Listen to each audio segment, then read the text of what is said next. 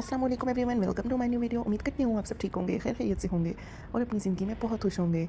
और मैं भी इंशाल्लाह बहुत जल्दी कवर हो जाऊँगी क्योंकि जब ऐसा होता है हर गुड बाय इतना हार्ड हो जाता है मेरे लिए कि कुछ दिन तो मैं बिल्कुल स्टेबल नहीं हो पाती। बट फिर मैं ट्राई करती हूँ और मुसलसल स्ट्रगल करने के बाद मैं फिर थोड़ी सी स्टेबल हो जाती हूँ और बस अपने दिल को बेवकूफ़ बनाकर यही समझाती हूँ कि फिर मिलेंगे, इंतज़ार करो। और फिर इसी इंतज़ार में बाकी के दिन गुजार लेती हूँ। अभी तो शायद बड़ी ईद पर भी हम इकट्ठे ना हो पाएँ, बट अल्लाह पाक से दुआ है कि अल्लाह पाक खैर वाले मामलात करें। अच्छा, मैं आपको इस डिनर का बताती हूँ। हम गए थे, हमारी एक तो एनिवर्सरी भी थी और हम अपनी एनिवर्सरी के 2-3 दिन जो होते हैं, वेडिंग डेज़ जो आपके होते हैं, हम उनको अच्छा सा सेलिब्रेट करना चाह रहे थे।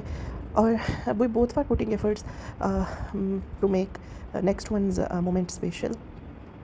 ही was trying to make me happy and I was trying to make him happy.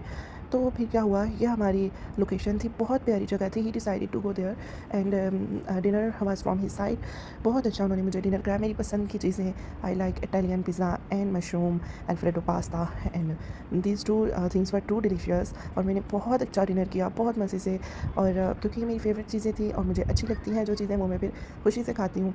और वैसे तो पाकिस्तानी अवाम है हम, हमें तो सालन पिज़्ज़ा खाने की आदत होती है, बट ये थोड़ा सा डिफरेंट होता है। इसकी डो थोड़ी हार्ड होती है और वो जो हम भी खाते हैं ना, वो बहुत अच्छे होते हैं। लेकिन हर जगह का टेस्ट डिफरेंट होता है। We can not compare one thing to another thing. एक रेस्टोरेंट की कुकिंग को हम दूसरे रेस्टोरेंट के साथ कंपेयर भी नहीं कर सकते, बिकॉज हर किसी का अपना शेफ़ होगा, हर किसी का अपना स्टाइल होगा, हर किसी का एक अपना थीम होता है जिस थीम के साथ वो बना रहा होता है, जिस स्टाइल के साथ वो बना रहा होता है। तो खैर इनका भी अपना स्टाइल है। अब यहाँ पे हमें इतना अंदाज़ा नहीं था कि 3-4 दिन पहले ही डिपार्चर होगा, मतलब मोस्ट एक्सपेक्टेड डेट से पहले ही डिपार्चर होगा। तो it is really very hard for everyone, every परदेसी। परदेसी तो नहीं कह सकते, परदेसी की बीवी कह सकते हैं। वो लड़की समझ सकती है कि मैं क्या कहना चाह रही हूँ।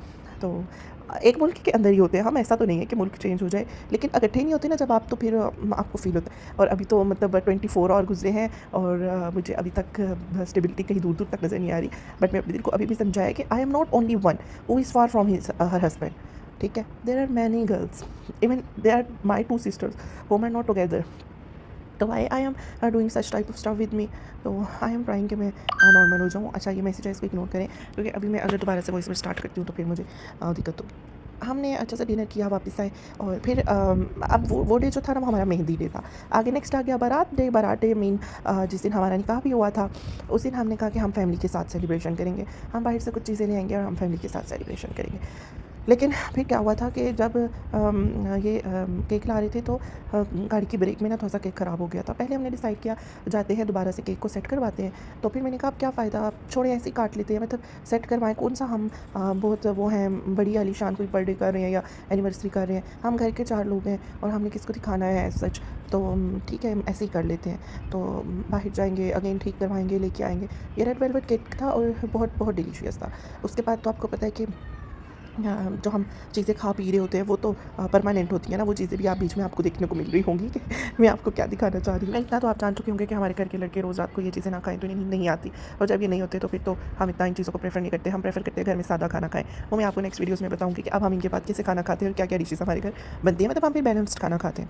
अच्छा जी, फिर आ गया नेक्स्ट हमारा वलीमा डे। उस पर भी बाहर जाना ज़रूरी था। और मतलब ये ना 3 दिन की जो शादी थी, हमने ये कहा था कि हम पहले तो इकट्ठे नहीं होते थे।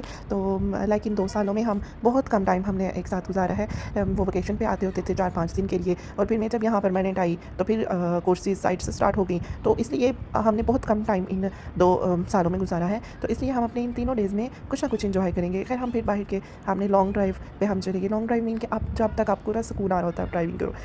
अब ये है कि फ्यूल चार्जेस भी ना लॉन्ग ड्राइव में एक बहुत बड़ी रुकावट बन गया है। खैर हमने उस चीज़ को साइड पे रखा। जब हम अपने मोमेंट्स को स्पेशल बना रहे होते हैं, हम इन चीज़ों को बिल्कुल भी अहमियत नहीं देते। पहले तो छोटी बहन को भूख लगी थी, हमने कहा चलो इसे कुछ खिला पिला लेते हैं, जो उसकी फेवरेट चीज़ें हमने उसे खिलाई।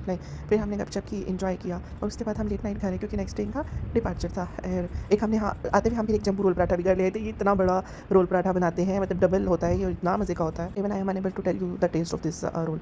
वहाँ पे तो मैं रिकॉर्ड नहीं कर पाई थी। अच्छा, अक्सर जगह पे मैं बिल्कुल कुछ रिकॉर्ड नहीं कर पाती। आई am not much type of confident person कि आप जहाँ जाओ बस कैमरा निकाल के रिकॉर्डिंग स्टार्ट कर दो। अक्सर हम ऐसी जगह पे जाते हैं जहाँ एक पीसफुल इन्वायरमेंट हो, जहाँ का इन्वायरमेंट तो डिसेंट टाइप हो, तो बस मैं कुछ भी रिकॉर्ड नहीं करती। मुझे किसी को तो नहीं बताना ना कि मैंने क्या कहाँ पे एंजॉय किया। ये तो समटाइम वीडियोज़ या व्लॉग्स के चक्कर में थोड़ी बहुत रिकॉर्डिंग हो जाती है, तो मैं फिर अक्सर ड्राइविंग की होती है तो मैं वहीं से वो ये शो करा देती हूँ। इट वॉज पैकिंग टाइम और यहाँ पे दिल बहुत भारी भारी था कि you are going for 2-3 months. तो बस यही दुआ है कि जल्दी से कहीं वापस आ जाए। मिलते हैं नेक्स्ट वीडियो में। अल्लाह हाफ़िज़।